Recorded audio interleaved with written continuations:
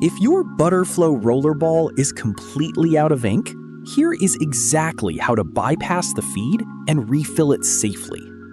First, take a pair of pliers and do not pull the plastic feed block. Instead, gently grip just the metal nib tip. Pull the tip straight out, and you will see a long, sponge-like wick attached to the back of it. Removing this tip opens a direct channel straight through the feed and down into the barrel. Take a syringe with a long needle and slide it all the way through the hole to bypass the fins entirely.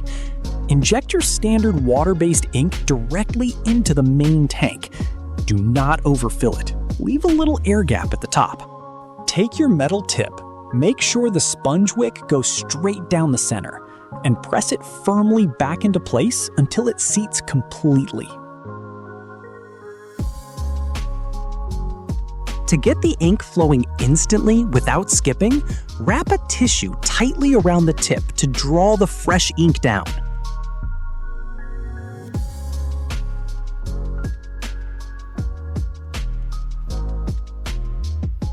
The pen is back to life! Drop a like if this saved your Butterflow, and subscribe to Refill Lab for more DIY fixes.